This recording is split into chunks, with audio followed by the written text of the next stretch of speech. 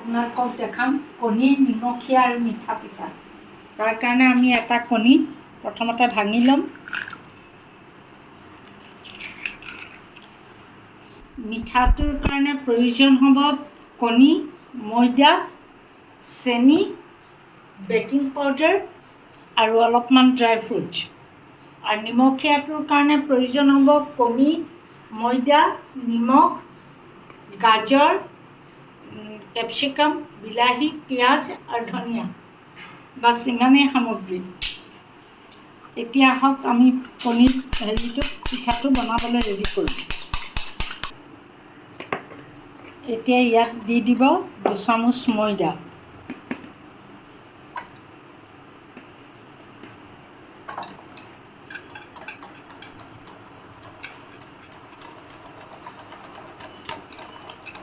এতিয়া আপোনালোকে ইয়াতে দিব 2 চামুচ ৰিফাইন তেল।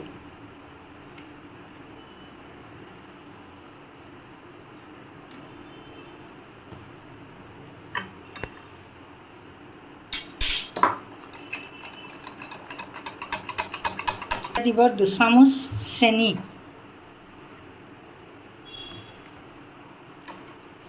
চেনি ইচ্ছা কৰিলে আৰু আধা চামুচ বেকিং পাউডাৰ দিব। যদি আপোনালোকে মিঠা কম খায় তেতিয়া চেনি 2 চামুচ নিদি অলপ কমাই দিবও পাৰিব।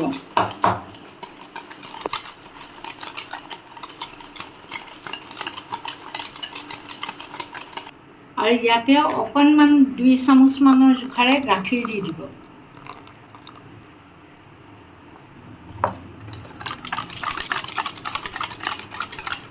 এতিয়া এই কণীৰ সেইখিনি কনচিষ্টেঞ্চিটো চাওক আপোনালোকে কেনেকুৱা ধৰণৰ হ'ব লাগে, কিমান পাতল বা ডাঠ হ'ব লাগে এইটো আপোনালোকে চাই লওক। কণী গাখীৰৰ ঘোলটো আপোনালোকে চাওক ঠিক এই ধৰণৰ হ'ব লাগিব।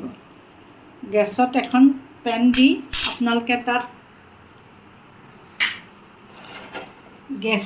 পেনখনত আপোনালোকে 1-1.5 চামুচমান তেলৰ প্ৰয়োজন নাই।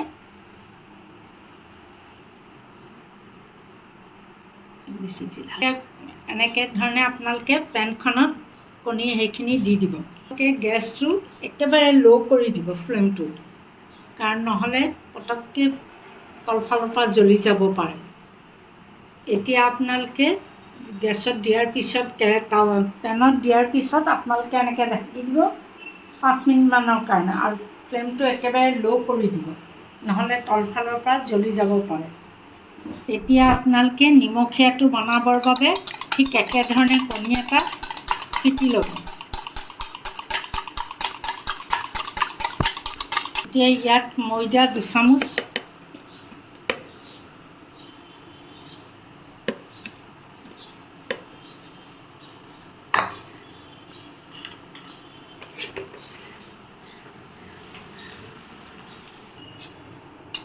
ময়দা 2 চামুচ দি প্ৰথমতে আপোনালোকে এনেকৈ কণীৰ লগতে ফিটি ল'ব ময়দাখিনি।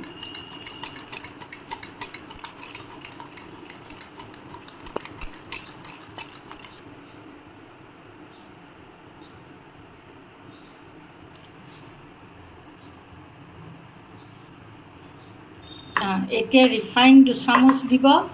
আগৰ পদ্ধতি মতে মিঠাটো আমি যেনেধৰণে বনাইছিলোঁ ঠিক একেটা পদ্ধতিতে এই নিমখীয়াখিনিও আমি ৰেডি কৰি ল'ম। নিমখীয়াটো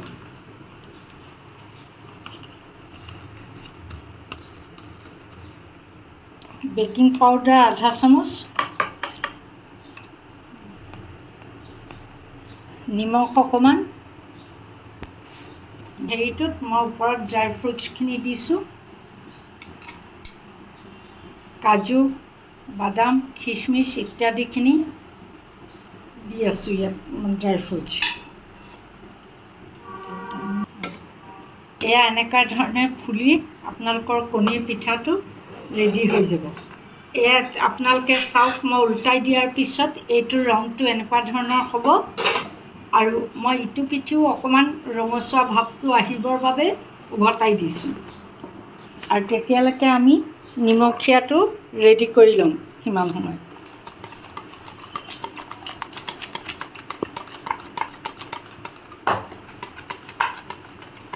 অকণমান ধনিয়া দিছোঁ মই ইয়াত। যাতে পিঠাটো বন খাওঁতে কালাৰ হেৰিটো ভাল হ'বলৈ দেখিবলৈ ভাল হ'বলৈ। এতিয়া আমি নিমখীয়াটো বনাবলৈ আকৌ 1 চামুচমান তেল দি দিম এইখনত ফ্ৰাই পেনখনত।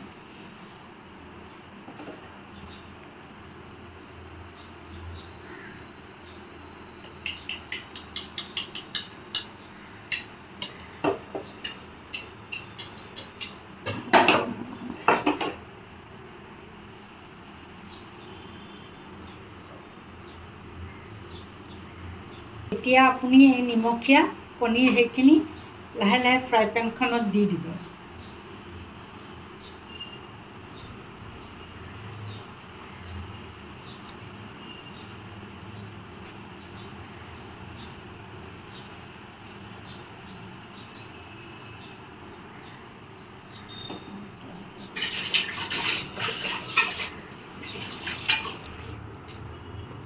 এতিয়া ফ্ৰাই পেনত দিয়াৰ পিছত আপোনালোকে এইটো 2-3 মিনিটৰ কাৰণে ঢাকি দিব।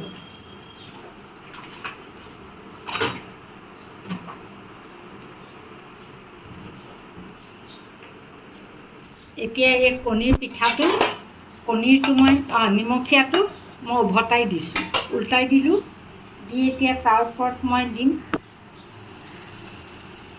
গাজৰ,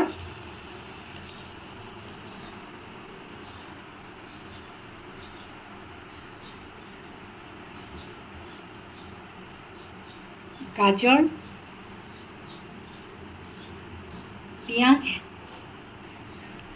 মিহি মিহিকৈ কুটি থোৱা পিঁয়াজ দিম।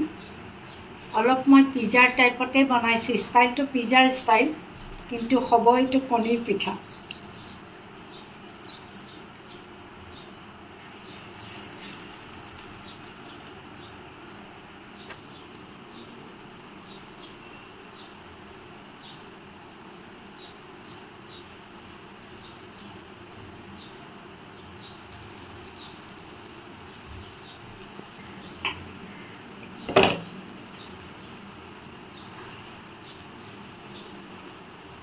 এতিয়া দিছোঁ ধনিয়া,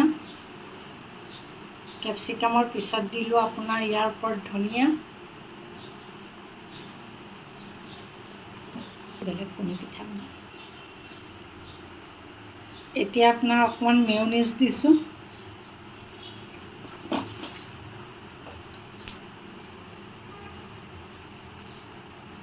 তাৰপৰা দিছোঁ টমেটো চচ।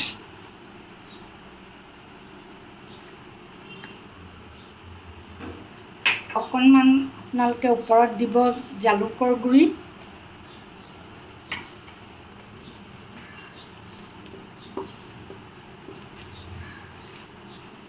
আৰু অকণমান দিব চাট মছলা। এই সাধাৰণ কণীৰ পিঠাটো দেখিবলৈ কি ধুনীয়া হৈছে, খাবলৈও তেনেকুৱা সুন্দৰে হয়। এতিয়া আপোনালোকৰ এই 2 মিনিট সময় মই এই কণীৰ পিঠাটো ঢাকি ৰাখিছোঁ। 2 মিনিটৰ পিছতেই মই তাক উলিয়াই দিম, উঠাই দিম। এই দুটাই হ'ল কণীৰ নিমখীয়া আৰু মিঠা পিঠা। কিন্তু যি দুটা আপোনালোকে অতি কম সময়তে কম খৰচতে বনাব পাৰিব, আৰু সৰু ল'ৰা ছোৱালী স্কুলৰ টিফিনত দিলে তেওঁলোকেও খাই খুব ভাল পাব, ফূৰ্তি পাব দেখি যে পিজ্জাৰ নিচিনাকৈ কণী পিঠাটো দিয়া হৈছে আৰু এইটো এটা মিঠা পিঠা। গতিকে আপোনালোকে আলহী আহিলেও দিব পাৰিব আৰু সৰু ল'ৰা ছোৱালীৰ টিফিন বক্সতো দিব পাৰিব। মোৰ আজি এই কণীৰ পিঠাটো দেখি আপোনালোকে কেনে পালে মোক কমেণ্টত জনাবলৈ নাপাহৰিব কিন্তু। আৰু মোৰ ইউটিউব চেনেল তস্ফিয়া কিটচেনটো আপোনালোকে ছাবস্ক্ৰাইব কৰিব আৰু ফেচবুক পেজটো তস্ফিয়া কিটচেন ফ'ল' কৰিব বুলি আৰু কমেণ্ট লাইক কৰিব বুলি মই আশা কৰিলোঁ। ধন্যবাদ।